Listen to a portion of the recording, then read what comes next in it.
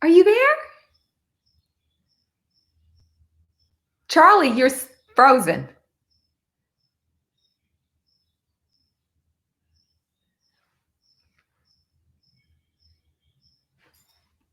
There we go. Oh, there you are. Hi. What's happening? What's happening? I missed you. How are you? I am so good. How are you doing? What's I'm happening? good. Oh my gosh. Thank God it's Friday, even in quarantine. I know. I don't have to get up and get these kids. We don't have to make sure the kids are up at a certain time. We got 2 days off, so I'm looking forward to that. I How are know. you? How are the kids? They're so good. I'm actually really proud of them, Charlie. This is a huge transition for all of us, but these kids and our boys specifically, I think they're doing a really, really good job. I'm proud of them. We're keeping an eye on them, but they're good. They're transitioning. They're doing their thing. It's all Okay. good. Well, you know what? It's funny because I was thinking about you when when I was everybody started calling me and talking about Martha's Vineyard, and I Oh, was just like, oh my God, what are we gonna do? So I was just like, well, I guess this is gonna be our conversation that we're not gonna be able to have on the vineyard because I it know. doesn't. I know. We need to be at our taco spot. I know. I ride up on my bike. Charlie, I got us a table. I know. I love it. I love it. So, A welcome margarita. everybody to the show. I have the one and only. I am so happy and so excited. I've been trying to get Mara on my podcast forever. Times didn't work. She was writing. The schedule didn't work. She was looking at places in New York. She was in LA. She was in Atlanta. And now, look at us. We're stuck in quarantine. And that's the only way I was able to get you. So I'm glad to have the one and only Mara Brock Akil on Cocktails and Conversations with Charlie Lewis. Oh So, my gosh, I'm so happy to see you, to be here and be invited to your party. Because if you get invited to a Charlie Lewis party, that's funny. We first met, right.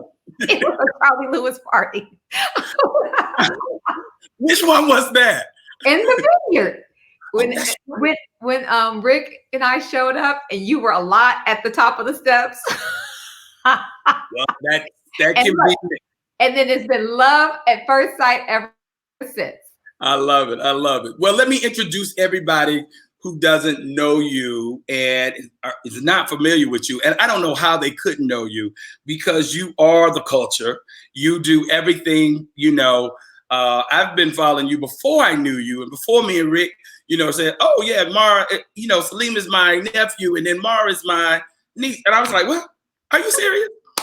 And then, we met and then it's been love ever since. But everybody, I have the one and only Mara Brock Akil, and she is here with me tonight. Mara, as you know, is a screenwriter, producer, and director. You might as well just call her a mogul. What else can I add to that, Mara? Well, it's funny. Technically, I'm a showrunner. I'm also a content creator. I'm a storyteller. I think that's the simplest way to say it. I'm a storyteller, and I get to tell it in the medium of television and film, primarily television. And just that's what I am. I'm a storyteller, and I'm good at what I do. How about that? Okay, all right.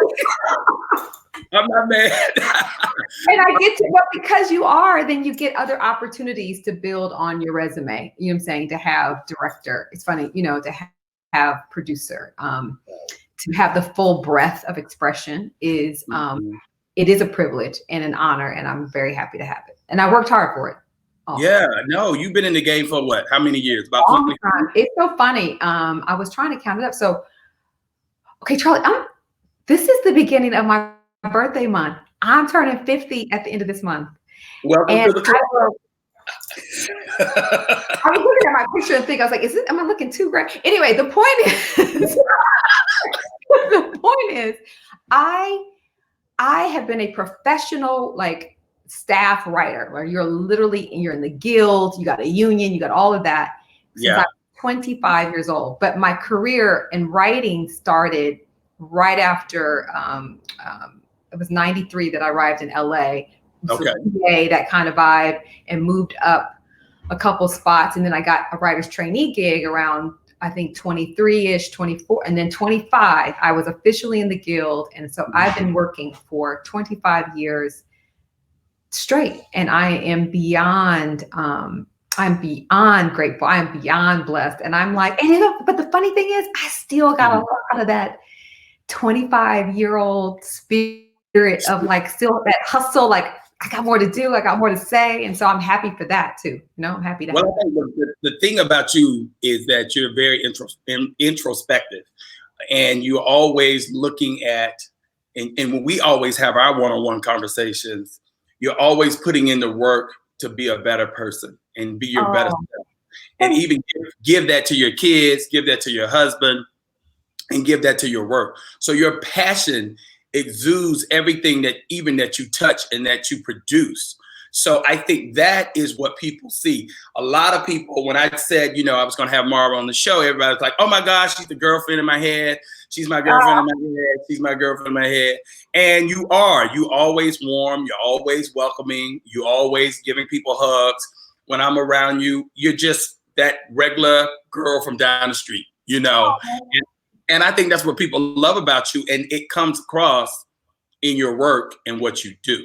So that being said, you started back with what was it? The first show, Jamie Foxx show and Moesha? My very first, if you want to go to the very, very first, my very first entree into this business, I was a PA, production assistant on the Sinbad show.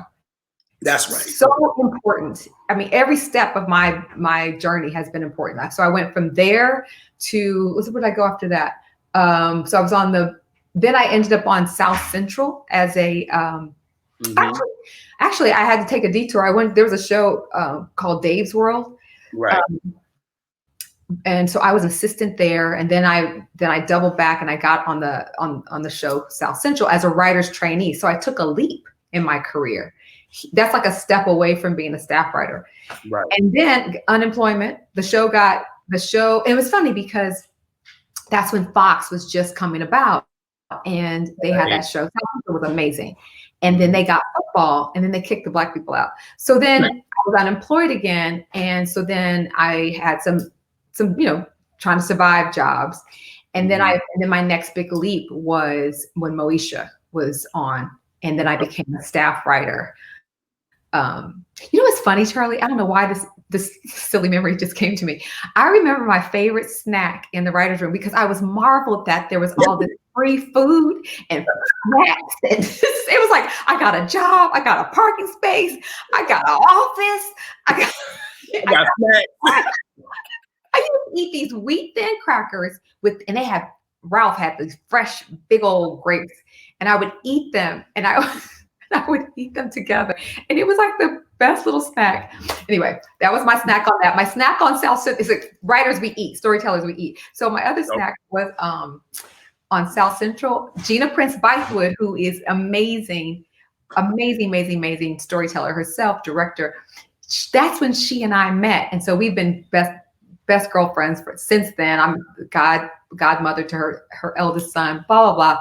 But the point is, we used to eat chips with hot sauce on them. All my snacks, as I progress in my career, my snacks progress. So what's your snack of choice today?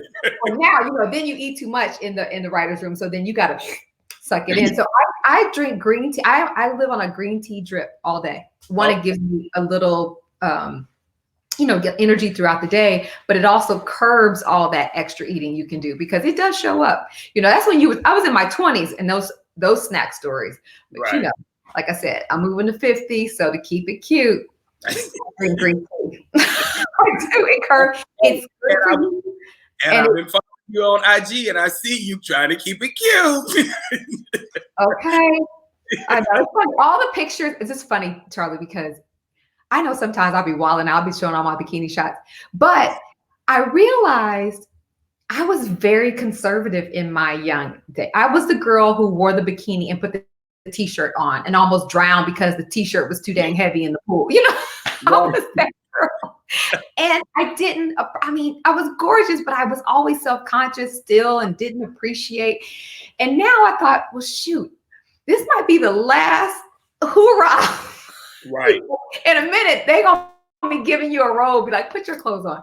But anyway, the point is, I'm like, let me just celebrate this while I got it, and I'm enjoying it. I think I'm sort of reliving my Good you. yeah.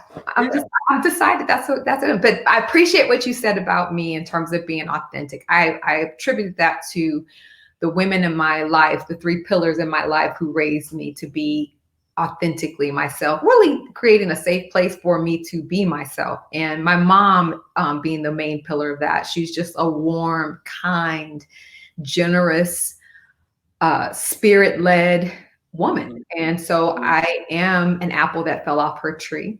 And I've battled with that. Sometimes I can, you can get your feelings hurt being a little bit too that way, Right. But learning how to progressively protect myself by also protecting who I am. And that's just who I am. Well, you know what? I had I think it's when you do approach that big 5-0, you have that aha moment in your life and you're like, okay, what am I going to do? So this past week, I had my therapist on, John Taylor, and I was talking about before I went on the other side of 50, I wanted to be my best self. So I wanted to push everything that, up to 50 back and go on this side and make sure I don't bring any of that old negative stuff across. Yeah, right. Because I just want to live my best life and, love the way you live, So, I've been doing that for a couple of years. Well, not centuries, it seems like, and not centuries, but decades, it seems like. But don't get to the you get 1 century, I think. That would be 100 years. I know what you're talking about. I refer to myself as old Mara, new Mara. It's almost like, Yeah. Yeah. It is what it is. So anyway, progress, you moved on. Then you came into Girlfriends in 2000, which I had to stop at Jamie Foxx show, which was very so Moesha, I went to a very sort of transitional year for the Jamie Foxx show, and it was a lot of fun. And I was very, they just wanted to reimagine it, and it was fun to have that experience. It's funny, I was the only woman in the room, and that was the first time I ever had that. And I have to say, all those men became my brothers in that. We were able to negotiate those gender politics or gender cultural norms or whatever in there, and I'm very proud of that, especially in this age. And and from there, I got my opportunity. It was funny. I needed to leave the nest at the time. You have to imagine, Moesha was on UPN, so you had to leave the nest. And I went over to the WB, and it was almost like, like sometimes people don't appreciate you when they got you, and then you leave. They're like, oh, right. What's she interested in? And so at the time, the Parkers was gaining a lot of success while I was over at the Jamie Foxx show for a moment. And that was a lot of fun too, because that was at the moment that Jamie Foxx had just done Any Given Sunday. So it was like a really fun, crazy time. I mean, it was fun. Right. And then UPN was like, well, we want her back. And it's like, so then it was like, we want a companion piece for this show that is doing well. And Mara, what do you want? And I pitched them Girlfriends.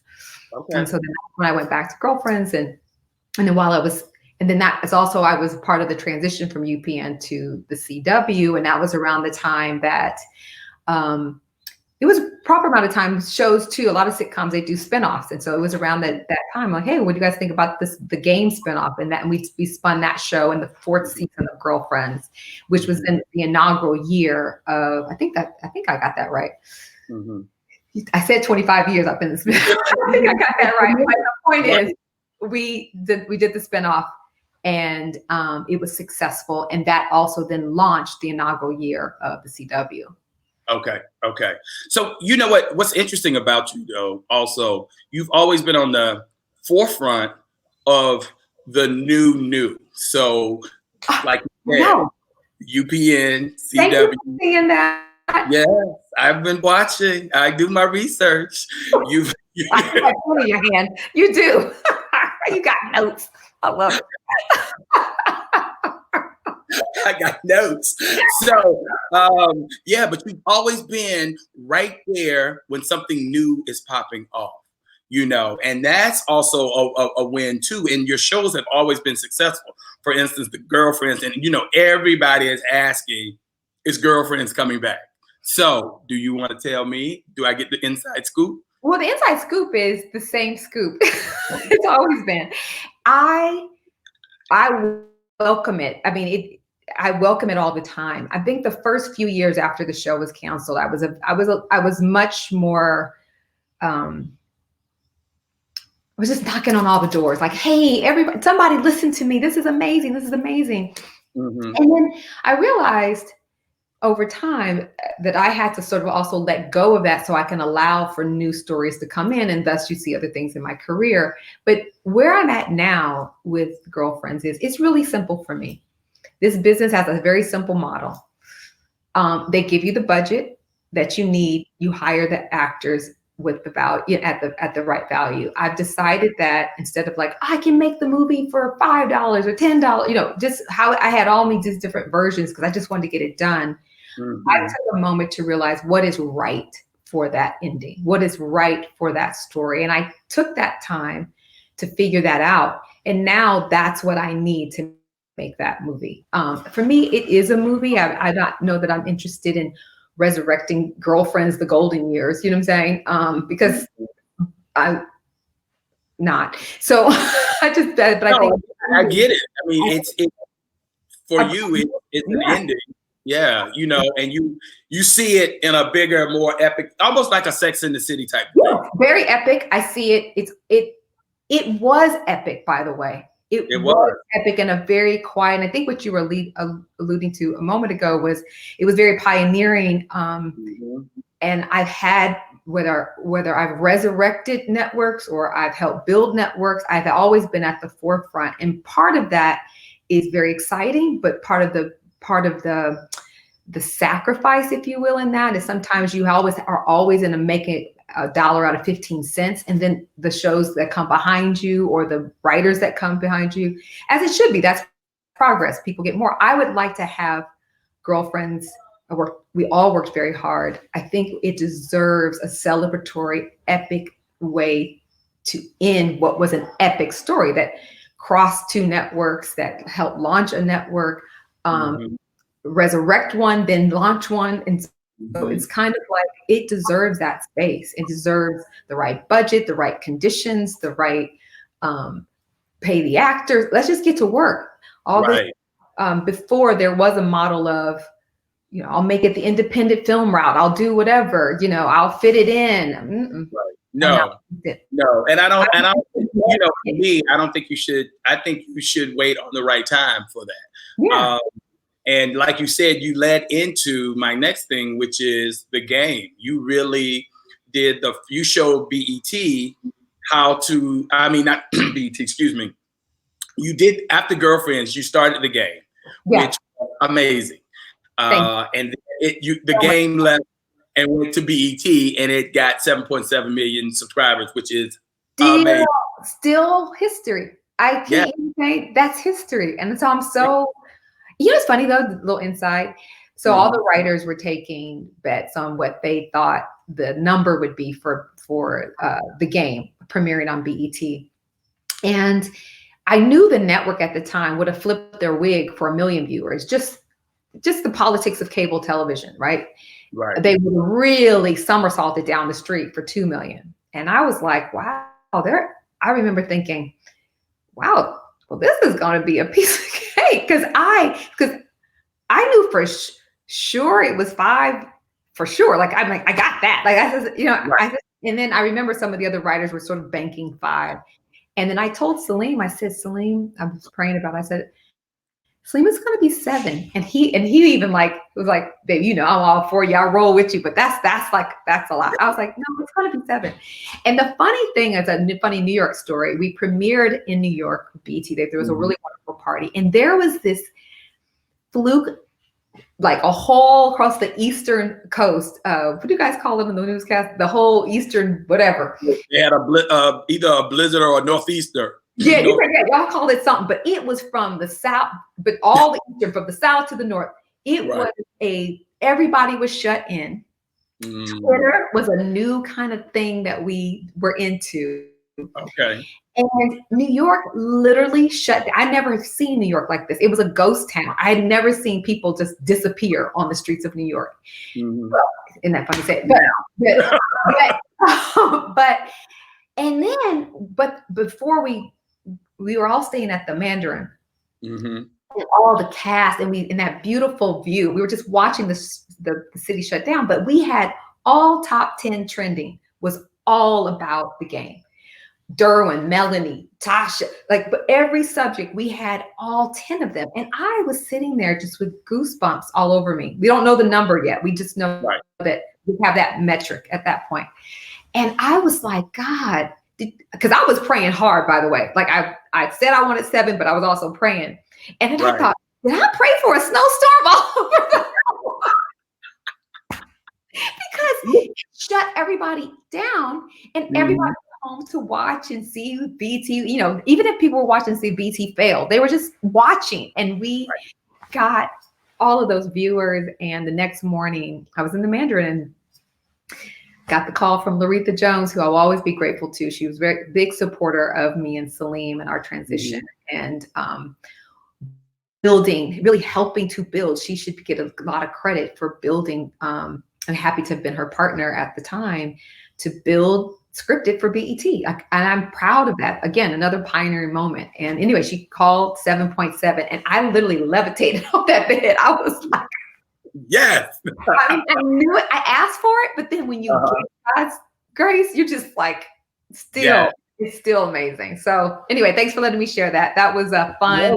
It was a moment, and it was an epic moment. And, you know, fast forwarding to that, I mean, in 2013, then you went back to BET and started working with Being Mary Jane, right? Well, yeah, well, it's funny because they then wrapped us up in a deal. And if you go back to that time, that was 2011, the huge shift for, and I'm a bit proud of this as well, that shift, and I think Shonda too at that time, Kerry Washington came right behind with Scandal that following April. So January 11, the game hits.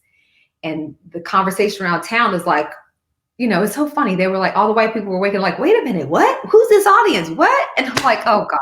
So anyway, they started paying attention to started Black writers. And meanwhile, Shonda already had Kerry Washington's show Scandal in the till, but it was launching in April. And they took a cue from what we did on the game to help, and Kerry and her cast, they led that beautifully with the social media of it all to keep Olivia Pope was badass. So those two things just breaking over TV, and now to see where we are today in TV and where some of the, you know, today Insecure just got their season 5 pick up. And I'm so proud of that because Prentice Penny, who runs the show, was my writer's trainee on the first couple seasons of Girlfriends.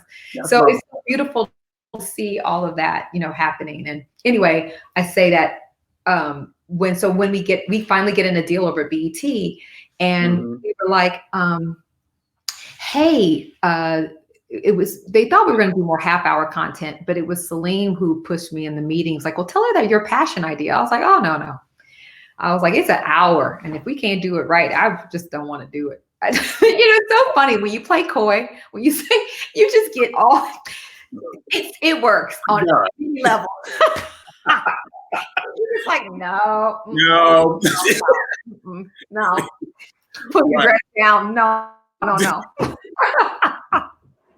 love you, Charlie. But anyway, and then it was, and then Laretha was like, no, Mara, what is it? I said, no, really, it's this. I just started telling about it. I wasn't prepared for the pitch. I just was telling this very passionate story that started coming to me during the last years of Girlfriends. I was visited by this character, Mary Jane, and she just kept painting her world. And I would just take notes. I would just take notes on a Post-it here, a computer, you know, a computer entry there. And next thing she goes, that's what I want. I was like, and I was like, listen, seriously. I can knock out a couple, half-hour shows and we'll just go with that. But I'm not playing with this. Like I don't want to compromise that much. You know what I'm saying? Right. And she goes, that's the kind of passion I want and the kind of show I want on this. I want it. And I said, okay, well, I don't even want to do the notes. If you want to do it, can I just go away and go write it and I'll bring you back a script? So she really gave me so much support Freedom. and trust and freedom. Yeah. And then it's funny when you get all that, then you go, ooh. So then right. But I always use sports metaphors. I love, my kids play, Nasir plays baseball and Yassine plays basketball. And I love being at bat, watching my baby swing that bat 3-2. I'm a 3-2, just like he is. And I'm a fourth quarter, give me the ball like Yassine is, like Kobe is, like that kind of thing. So you put yourself in that situation, and then I want that. And that pilot came out of me, and I was so happy about that series. Anyway, I was very happy about getting that on and giving BET its first drama, successful drama. And just, I think, adding to, I paint portraits. I see myself as someone who paints portraits. I've been painting portraits mainly of Black women. But I got my guys in there and anybody else. I've got a couple of other ethnicities of portraits that are out there, but I just see myself as a portrait storyteller of our humanity. That's what I like to do. And so that really opened me up as a writer even more. Like, I think that's when I ticked up, game. Some of the game and girlfriends moments were certainly creative, but they were also business ticks, right? Being Mary Jane was a creative kick up to another level. And then Love Is after that. I know I kind of skipped ahead a little bit, but even in that trajectory. Let's not. Okay, let's sorry. No. Okay, all right, I'm back. Love Is special to me. So that's okay. It is special. I know. That right there, Love Is special. So we're gonna talk about that. But what inspires you to write? When did you know that you wanted to become a writer? These are good questions, Charlie, and I have answers. I recognized it in junior high, middle school. I started to recognize that, and it was just this weird thing that I would lose track of time when I would be in my journal, or when the English teacher would give free writes. I would just, like, time. I don't know what I couldn't mark the time. I went somewhere and I liked wherever I was. And so then the practical part of Mara, I thought it was journalism. So I went to college to be a journalist. And even in the last year of journalism, and it was such a great program, Medill is, but I knew I wasn't a journalist. And so I got an opportunity to learn from Dale Chapman, who was a professor at Northwestern. And that one class, again, it allowed me to I broke free. And I just remember the feeling of being in love, like the way that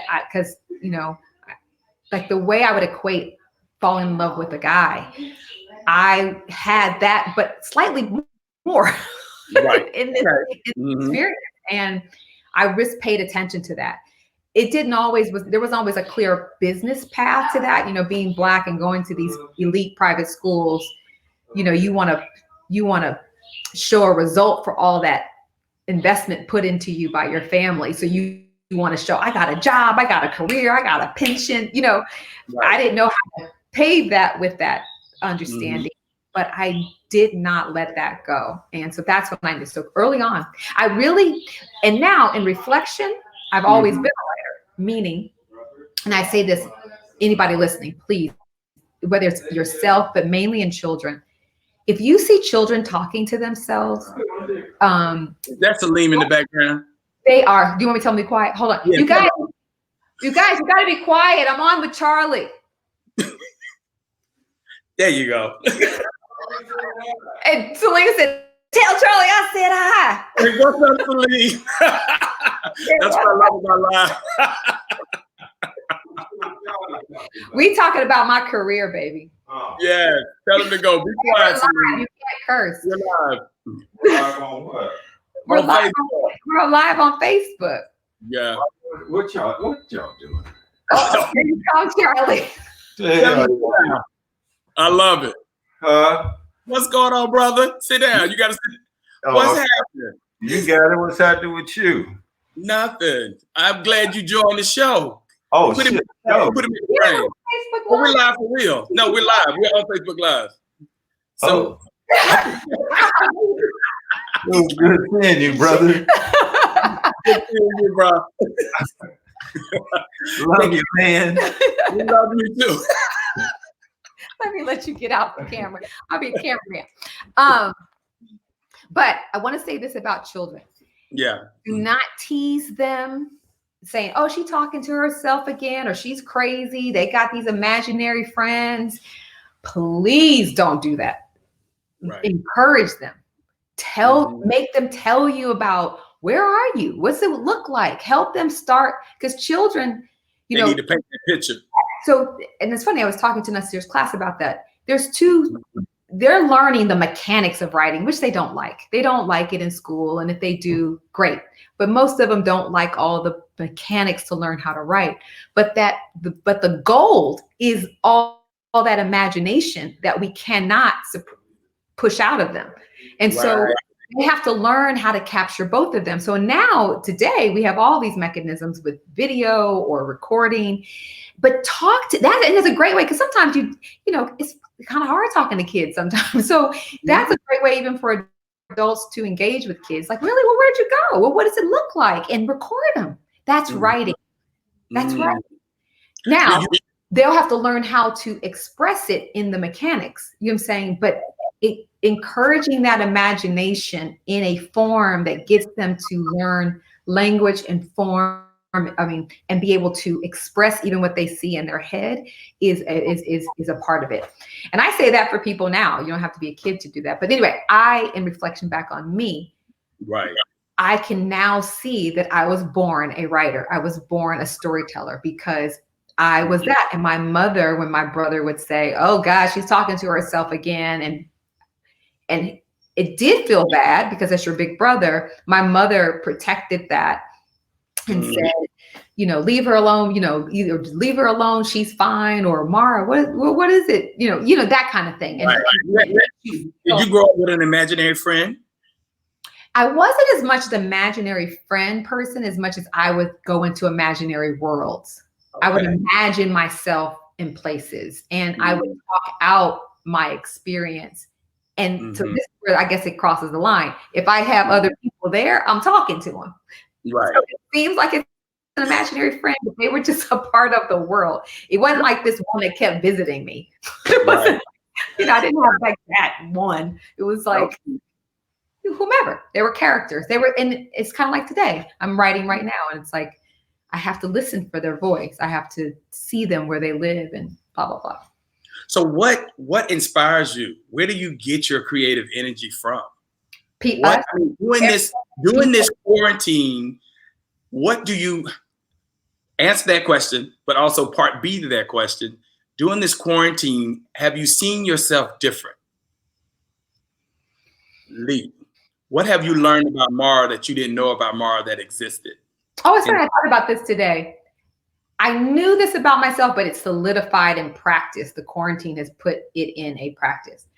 I know that my moon is in Pisces, and what that means is how I self-soothe, how I deal with my emotional, how I make myself feel good is I stay in dreamland. I fantasize. Okay. All the time, which is helpful to my career. What is challenging is, in all aspects of your life, if you are dealing with your current reality based upon what you see in the future, then that can mess you up in the now. So quarantine is making me deal with the present, meaning reacting to what is right now, not what I hope it to be, not what I'm nervous, you know what I'm saying, what I hope it to be, what is it right now? And so that's kind of like where, it's funny, I have these flowers. I got these beautiful flowers. I'm looking at them now. But I got these little flowers I got some flowers for my friend Charlie. But up here, I have my anniversary flowers up here. And they're dying. And I love the stage of the peony. It goes through all these different stages. And right now they're like literally falling off the pedal. And old Mara would be like, I need to get rid of them, make room for the new, but I'm enjoying every stage of the, oh gosh. Hi, Nasir wants to say hi. What's up, Yasir? Where is quick. We live. What happened to your hair? Look at my child. What are you doing? I'm gonna be wearing a bag until I get a haircut.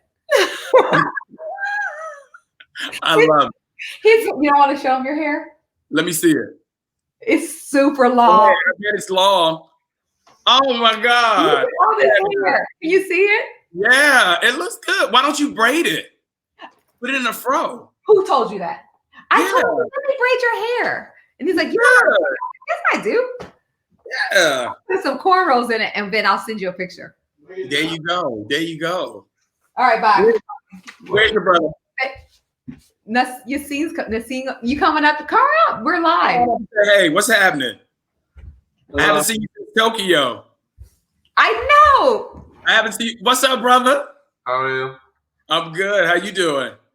I'm good. All right. What's happening with you in the quarantine? Are you balling out? What you doing? I've been working out, just trying to stay on top of my schoolwork, I guess. All right. Okay. We've been doing swimming a little bit, like the vineyard, our night swims. Yeah. You probably use this pool more than you ever have before, right? Yeah, kind of, yeah. We've been watching like Clone Wars. Have you seen that? No, I haven't. We watched Clone Wars. Yeah. Yeah. All I'm talking to your mom. I'll talk to you later. See ya. How we going? All right, buddy. All right. I love it. What are we talking about? Oh my God. It's coming up now. Say what? Okay, I'm sorry. Let's get back. Who's next in the room? Oh my gosh. Can I change my hairstyle live? Yeah, let's do it. Take it down. Let's see how long is it now? I conditioned. It's got pretty long. Okay. I was conditioned. I love the gray. The gray is sexy. You know what's funny? I was ahead of trend. I was ahead of trend with my gray. You were. You are ahead of trend. You are. I love it. You are amazing. So anyway, let's get back. And then I want to talk some, I was talking about what motivates you. Where do you get your inspiration from? Oh, in the corner. So yeah. taught me to be present, basically, to be present and find beauty in what is right here, not what could be, what the potential of something. And that I've grown a great deal, I think, in that personally, and then also in my work. What motivates me? It's funny. I took sociology in college, and basically I see myself as, I wish I had taken anthropology, but I really do see myself as almost a documentarian or a portrait artist of humanity. So human beings, just the interaction of human beings, just who people are, the rhythms of their voice, what we're talking about, what's important. The other one that gets me, music artists are typically the first ones to are on the precipice of change. Right. They can get to their art fast just by the nature of how they make their art. You know what I'm saying? Right. And you can go in the studio, go out some beats, do some lyrics, and send it out. Boom. And they can respond to the times immediately that way. You know what I'm saying? And so a lot of times I'm in conversation with music artists. So of course, now my conversation, it takes a long time to get to the table by virtue of how we produce it.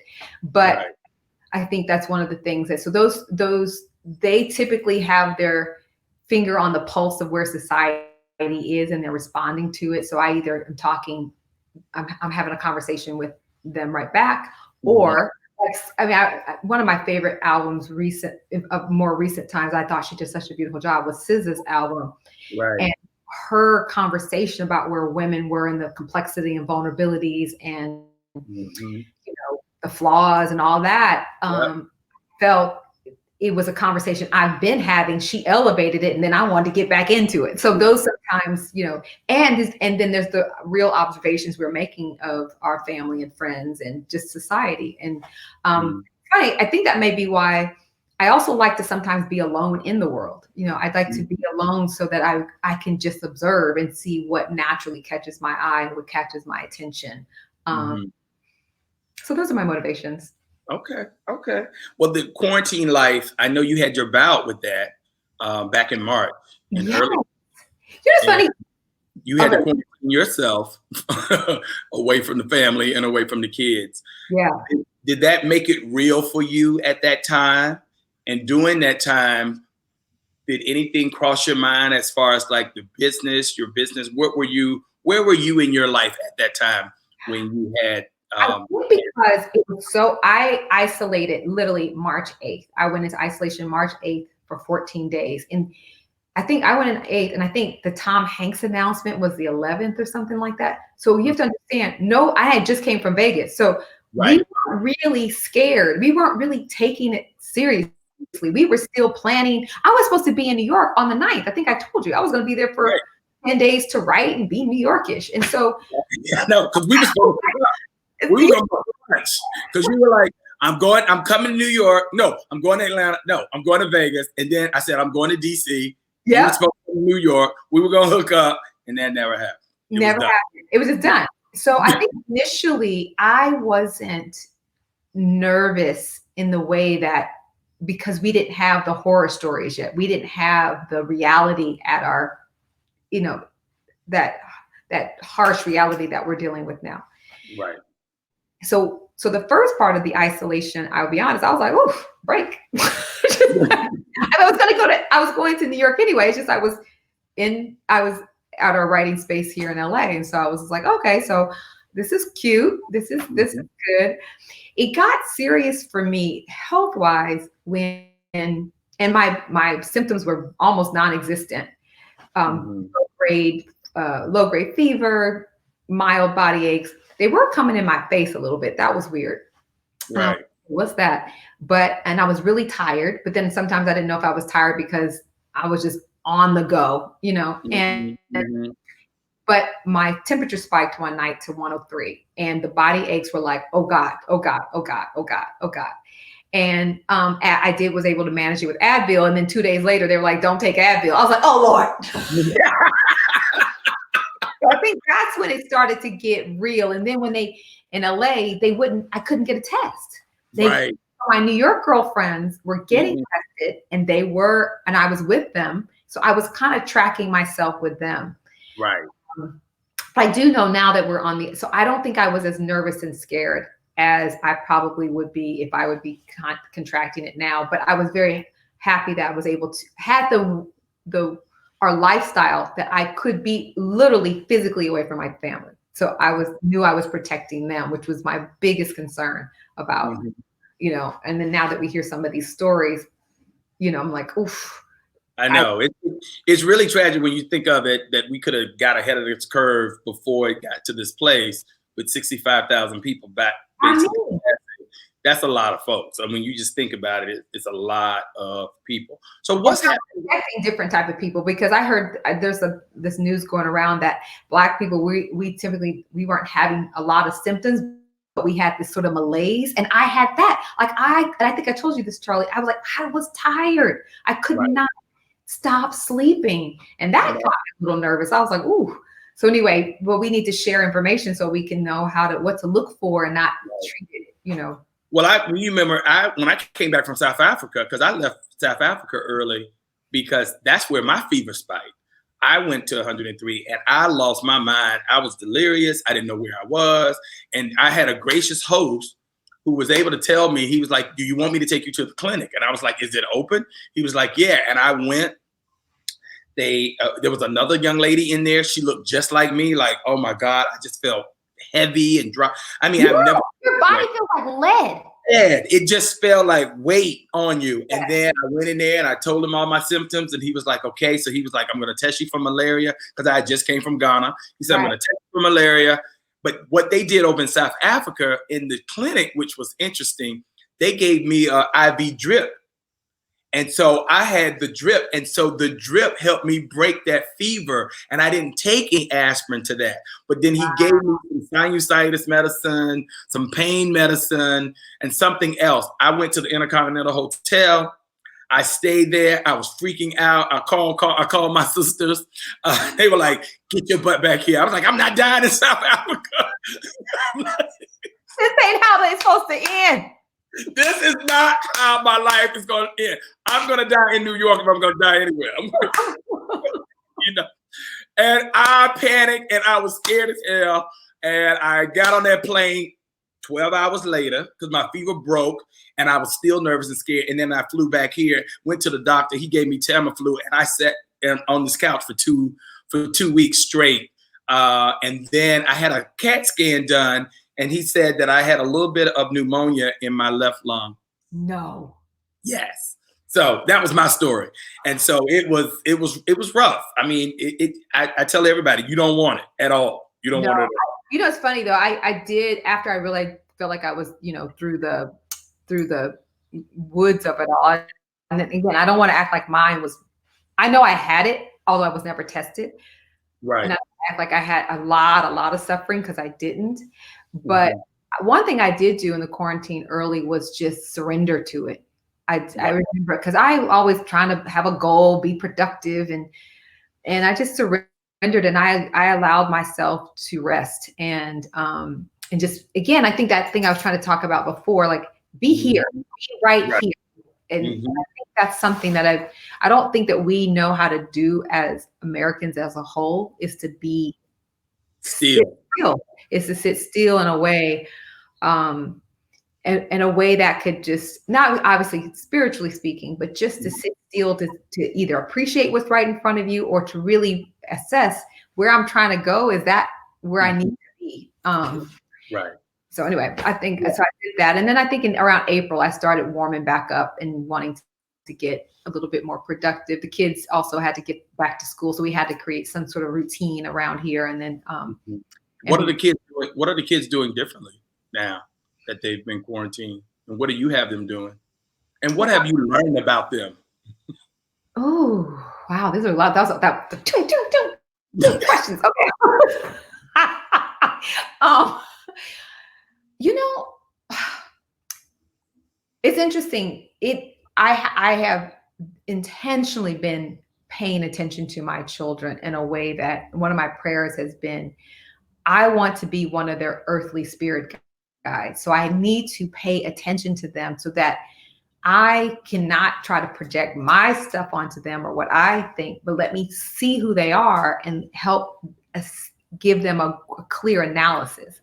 So in a way, I think what it has done is magnified some of the things I already knew and just keep trying to work on the things that we already knew. The beautiful part about what was revealed in the quarantine is how truly resilient my children are and how grateful in spirit they are. Like you seen one of my, I guess my two biggest heartbreaks is I miss being a baseball mom sitting in the stands. It was Yassine had just finished basketball and it was Nasir's turn to be all baseball. And I really miss that. And with Yassine, he had to give up his 16th birthday party. We were going to go big.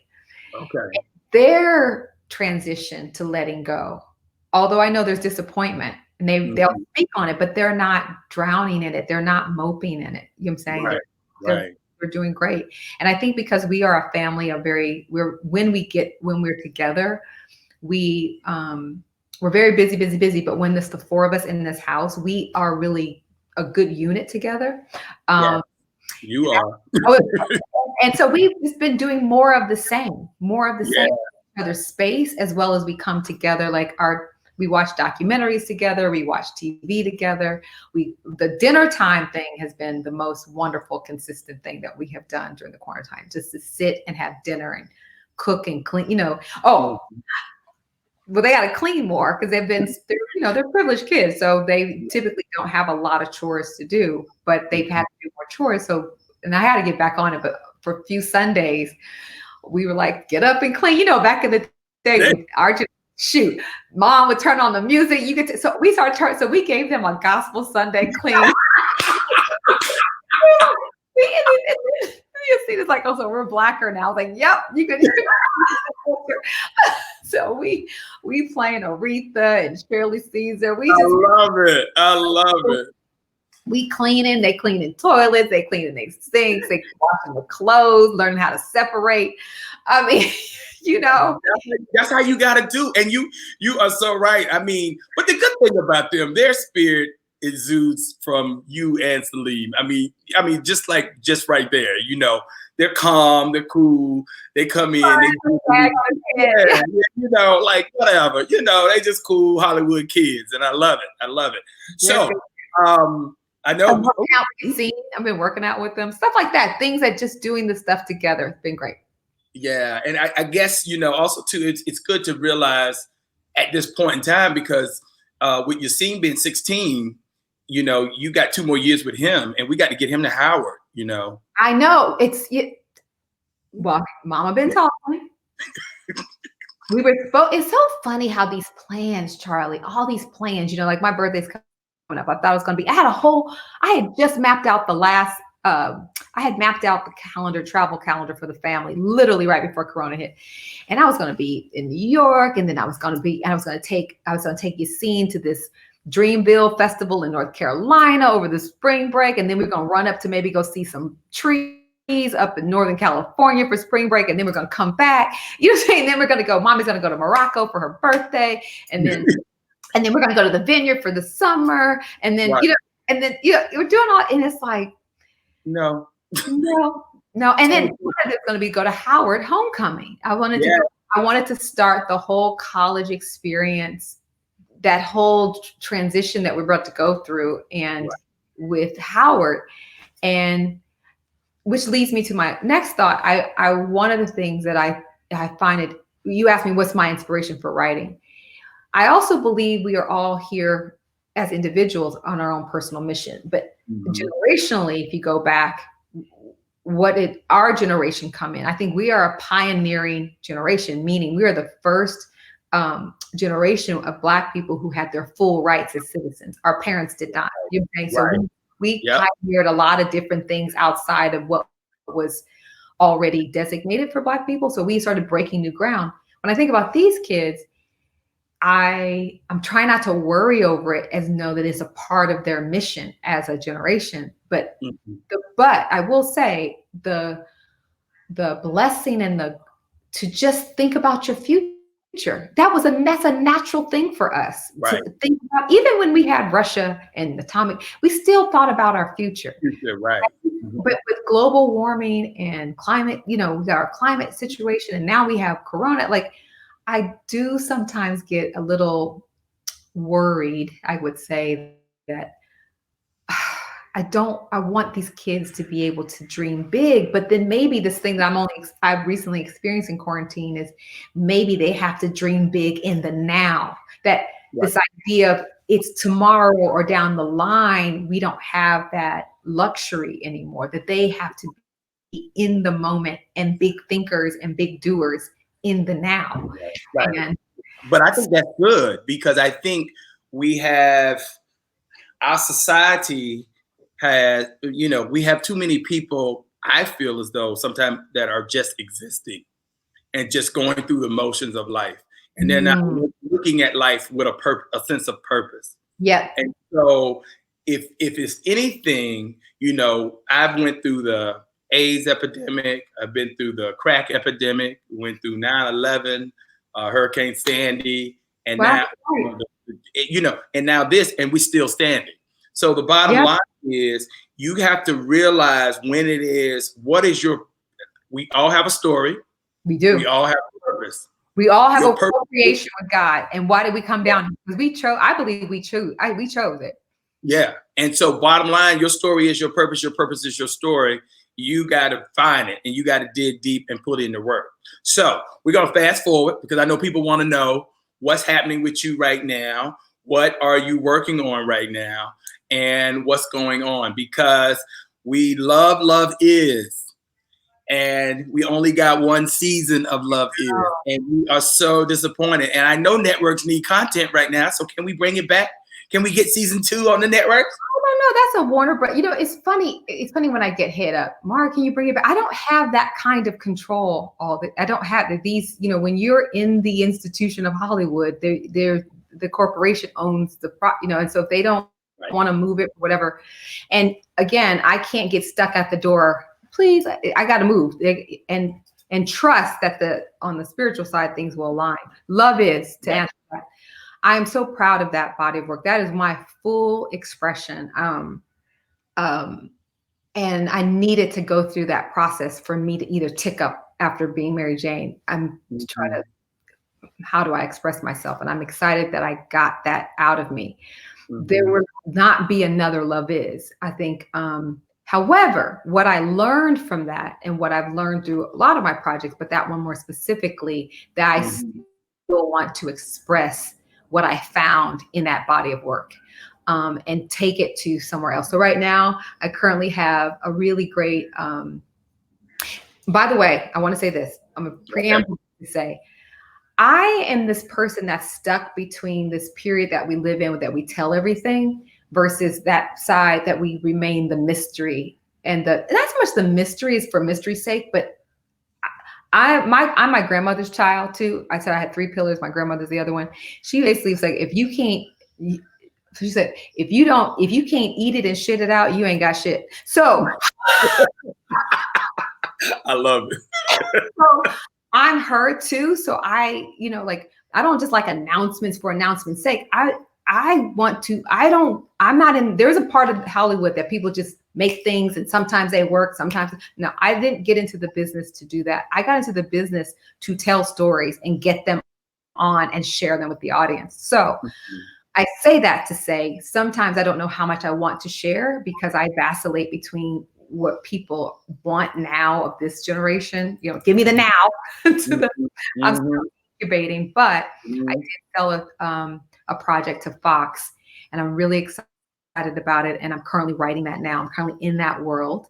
And it has a lot of modern love tones to it. And it's it's my sweet spot. It's a dramedy.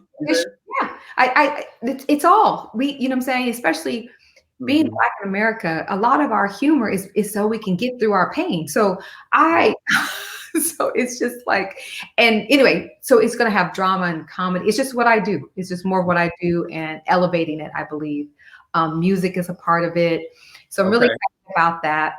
And I'm really working on something special, but I'm going to wait to have my own, you know, announcement about that. But the one I'm currently writing and the world that I'm living in is this Fox project that it's in development. And, you know, of course, you're swinging for the fences for it to be on, but you got to go through all the paces. I feel supported by them to get it to be successful. I have some other irons in the fire as a producer where other people are a part of them. I like announcements when it's something substantial, you know. Well, I know you do big things, and all your things are successful. They all have legs, and they stay on the network for years. So I know the work that you're putting in is going to be good and quality work. And we need more writers and producers and screenwriters, showrunners like yourself, because I just think, you know, we do have so many stories to tell that we have not gotten to the networks, or the networks don't even realize the importance of us. We are culture, basically. And you've been riding the culture for years. And I think that's what everybody loves about you.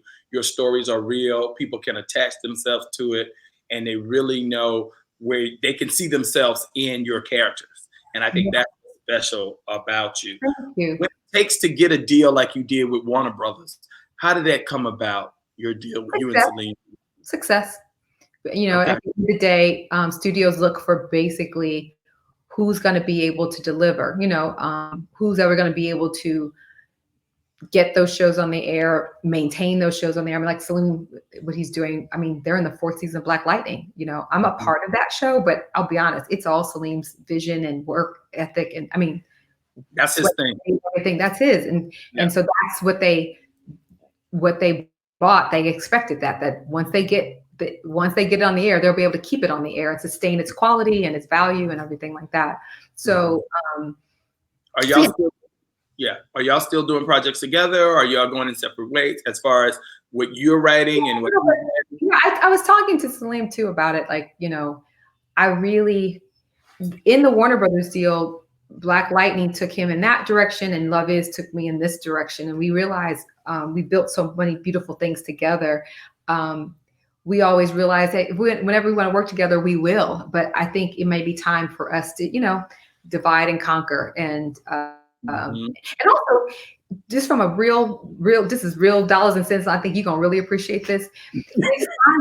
We built a value separate, then we came together and built a value, and then now splitting up. Now you got to pay for those individual values. They were getting a value, a literal dollar value, by having both of us in one deal. Right. It is in time now. You need to pay this. It's time to not only get more, but get focused. It's not just about money. It's also about we're supporting the brand of what Salim wants to do, and then we're supporting the brand of what Mara wants to do, because Love Is a very different show than Black or other things. Salim is not just. We are not just those things, but we are different storytellers, and I think it'll behoove us to mix it up a little bit. So that's what we're gonna do. I think that's special. Who do you want to work with that you haven't had the chance to work with yet in Hollywood? Oh my gosh. I wish I had gotten that as a heads up question, Charlie, because that's a great question that I'm like, and even think about it, there's just so many people. What I loved about Love Is also too, you introduced so many new Black actors and actresses to us, and they were superpower. Remember, I told you I can see that I'm good at spotting talent. I'm good at spotting new talent and developing new talent. And before I was just doing it. Now I'm owning that idea that's who I am. I'm a pioneer. I'm on the forefront, and in the forefront in all areas, networks, the storytelling, the actors, the writers, the people I've given more people a lot of people do it, but I have done a lot of gatekeeping and giving people their first by taking no, they got it. They're ready to go. And I'm proud of that. And I want to own more of that. But to your point about who would I want to work with?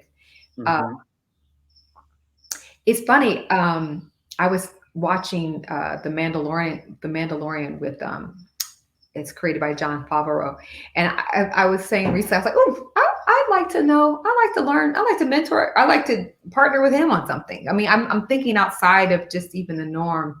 I like what he's doing, the type of storytelling he's doing over there, which was introduced to me by my kids. So he's somebody I think. Talent wise, there's all these great actors out there that I'm like, oof.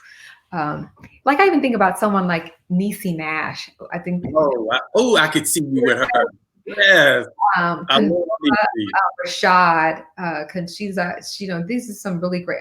I think about Zazie. I think about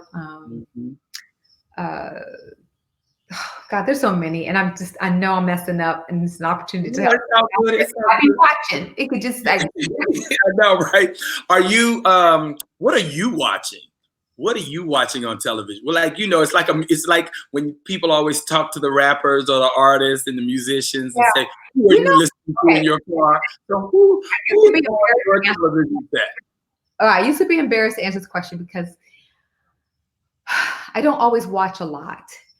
One of it is, to really be honest, remember I told you I like to live in these worlds. I live in my imaginary worlds mostly. And the thing that feeds me into that space is music and other artists. Like I love going to different galleries and museums. We do that sometimes together. So I like to see where the conversation is from a different vantage point. So I sometimes put my energies in there or reading.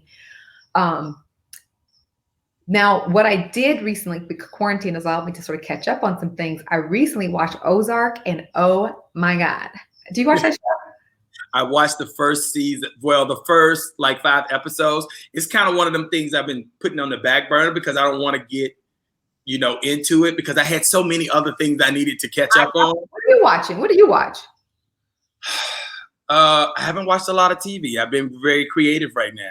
Yeah, So it's hard to like. The cobbler has no shoes. I'm right, and I don't have enough time to watch. So I watched the Clone Wars. I watched Mandalorian because that's TV watching. We watch documentaries. We're watching The Last Dance right now with Michael Jordan. So I have to. I'm with the fam. They. Yeah. So, but I got into Queen Sono. Huh? I got into Queen Sono, who on Netflix. I love her. Yeah. She's got a quality about her, doesn't she? Yeah, I love her little badassness to it. She's good. I enjoy Queen. I've watched a lot of British, a lot of Spanish in Spain, España. And then, I'm a murder mystery guy, action adventure, Okay. I love that. And then I love some good documentaries, but not that Contagion and Pandemic and all of that. I know. I was like, you want? I was like, no, I'm living watch Contagion. Yeah, I don't want that. No, I don't want any of that. But I love a good murder mystery. I love things that are shot in Berlin. It's just something sexy about the European way they shoot films in the way it's not the typical Law and Order type thing, Yeah. So and they're real about it. It's more gritty, I think. I was watching movies too. We were going back into the crates watching movies. Like we watched American Gigolo and we were watching Urban Cowboy. You know what I'm saying? Just watching some of the, reminding that we watched The Thing with the kids, that, Alien. We were doing some of those kind of fun things too. I think that I watched Uncorked with, just trying to support. Prentice had a new movie out. I gotta watch Insecure. I haven't. I got to catch up on that. Yeah, and being in quarantine, you really got to fight for the TV.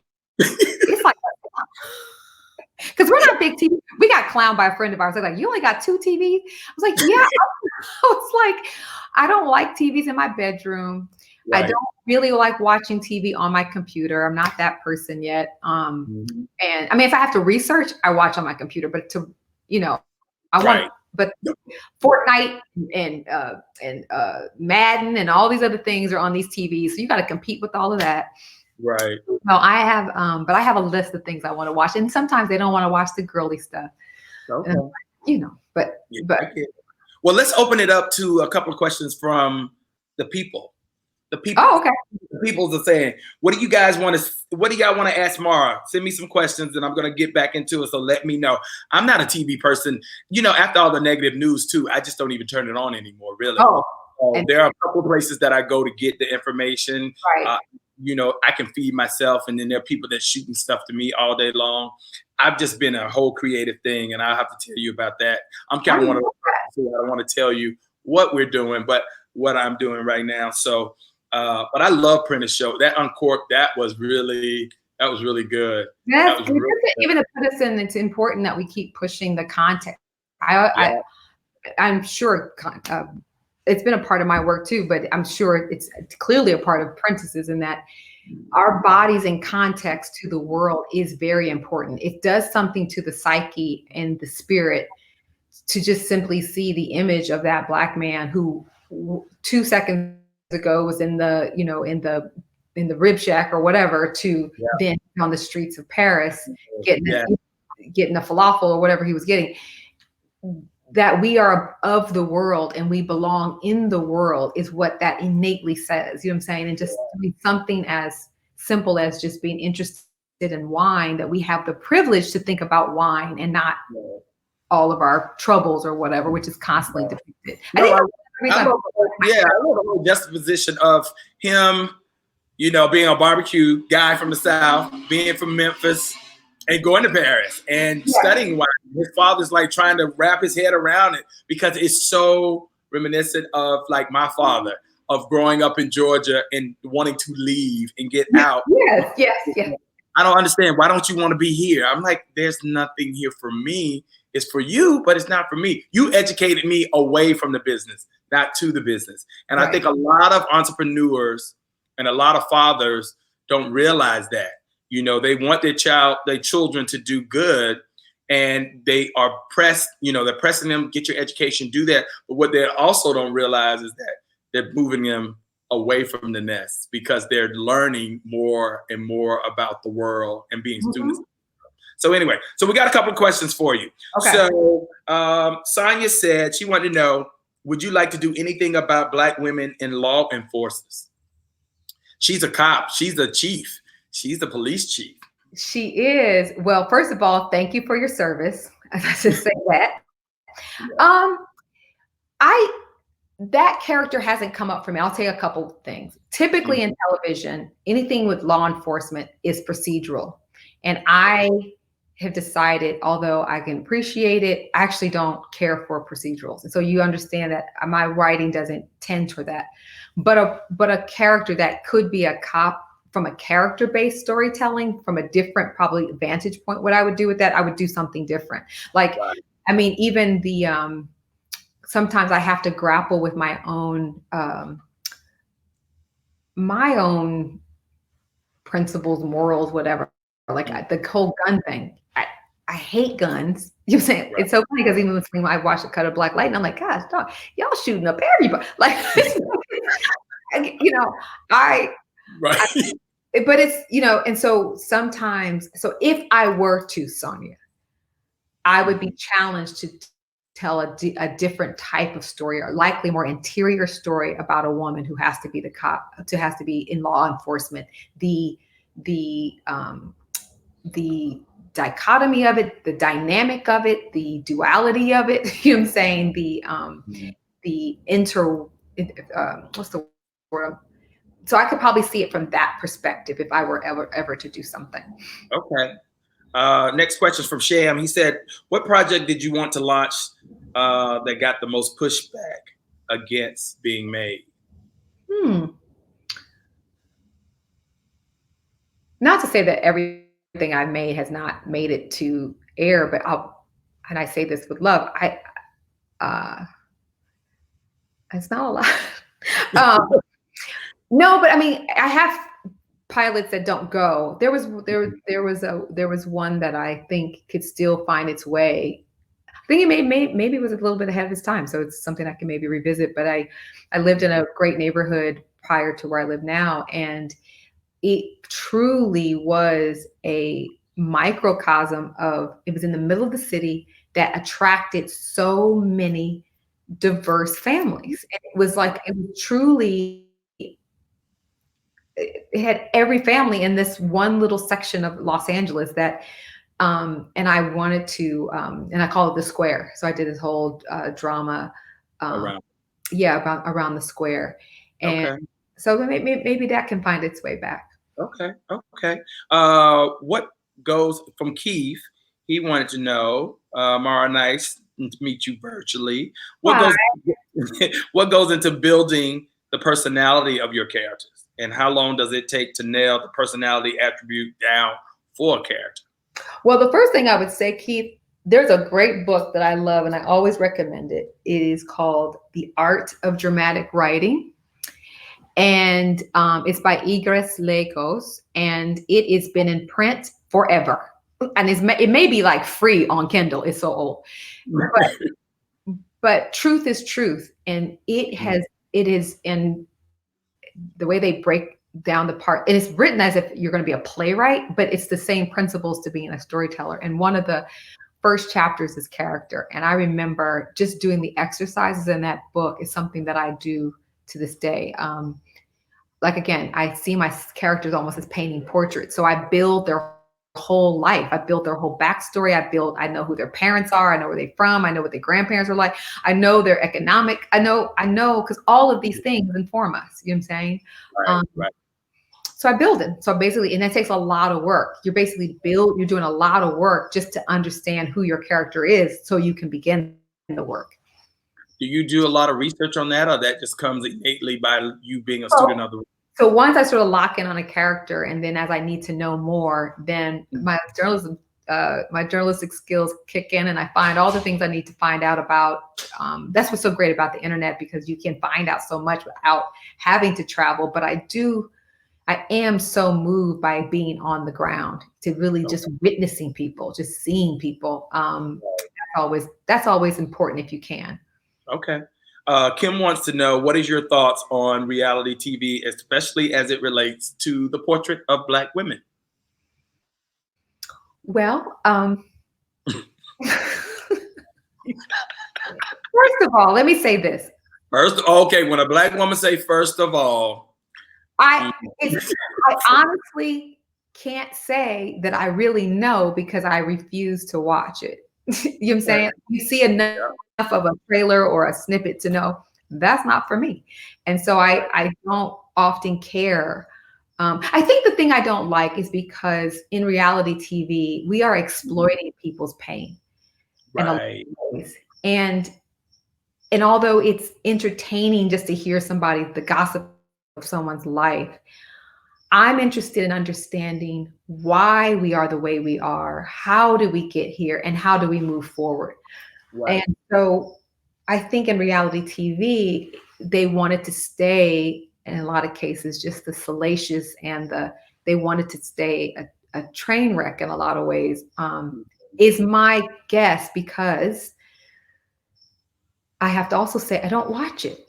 I do feel it's funny. One little tidbit: when Girlfriends was on the air, I told Dawn Offstroff at the time. CSI was huge at the time. I was like, you know what?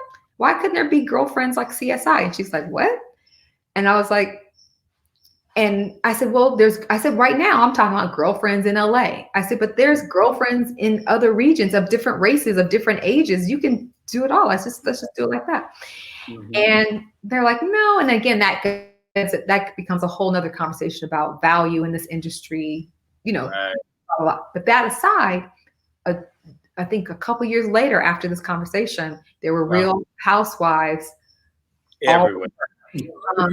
Because I think maybe what reality is getting right, that even at some point you can criticize scripted, we were not, is that they were getting deeper into closer to what people look and sound like, and what was on their mind, or what they were dealing with. Now the execution after that is sometimes my concern, but they were more on the pulse of what was happening now. But the portrait of them typically becomes exploitive, I guess. Okay. Have you ever thought about taking something to Broadway? You know, I have. I have a lot of ideas, Charlie. That's actually one of my challenges, is that sometimes I have too many ideas and then it becomes paralyzing. So what I have to practice is focus. And I could see maybe once, I'm also a mother, so I have other things drawing away from my time and attention. But maybe I think maybe that might be something to do, like, you know, once Nasir gets to college, to even start thinking about, to let it really, because I'm going to have to learn that too. I'm going to have to study that. I'm going to have to, you know, figure that out. But yes, so I just write down my ideas, like I do for Mary Jane, put them on a Post-it there. And if it's evergreen, it will be. Okay. All right. Well, we're not going to take any more of your time. And I told you, you asked me, like, how long were we going to be? And I was like, let's just put an hour, because I know when you could talk, and it's been an hour and 20 minutes. So we could go on and on and on and on, but we'll have to bring you back. How about that? Yes. Or when you come to New York, we just do it face to face when you come to New York. I know. What do you think it's going? You really think it's all going to? Okay, we don't go to that. Yeah, no. I mean, I think really, this is my opinion on what's going to happen. I don't think we're going to be. 2020 is canceled. Just throw it out. Cancel that in. Hold on. There you go, girl. Just throw it out. Put that in Sharpie. Exactly. It's gone. Don't make any plans. Just take it one day at a time and live in the moment. And totally live in the moment. Do what you're going to do. Write about it. Find yourself different. I hate that there's no silver lining type thing. That's not, because this is going to go on for a good year. So the bottom line is just be in the moment and take the time to really, I think, just evaluate yourself. And I think a lot of people need to do that. Yeah. Because it's, you know, life is, it's ever fleeting. And I think sometimes you have to really sit back and just kind of watch and look at all your blessings. And sometimes I don't think we have done that enough. And Mother Earth is telling us, slow down, slow down. And even to the point, you know, I my heart just goes out to all the families that are losing their family members and their friends. But it does also make us think about that there is no tomorrow. And we've said it before, but like, say what you're going to say now. Deal what you're going to deal with now. Say it, show it, don't wait, you know. Right. And, you know, that's why, you know, when we get in the venue talking, and it's just, it's because it's real. I mean, I think it really is real. So anyway, all my sisters said hello. Rita, Sharma, and T. Tell them I missed them. Yes, and my crew, you know the crew. Carla, we should do 5 minutes of playing that darn game. I know. We should do a Zoom party of heads up. Heads up. That's what's called. We should. Oh my God. That'd be fun. Bye. All right, say goodbye. We gonna come up. Anyway, continue to love the way you live, celebrate life, and love the way you live. Mara Brock Akil, love you, darling. I love you. Thank you for your time and inviting me to your party. Of course, baby. Anything for you. Bye. Bye. Let the sun shine. Let the sun shine. Let the sun shine. Let the sun shine. Let the sun shine.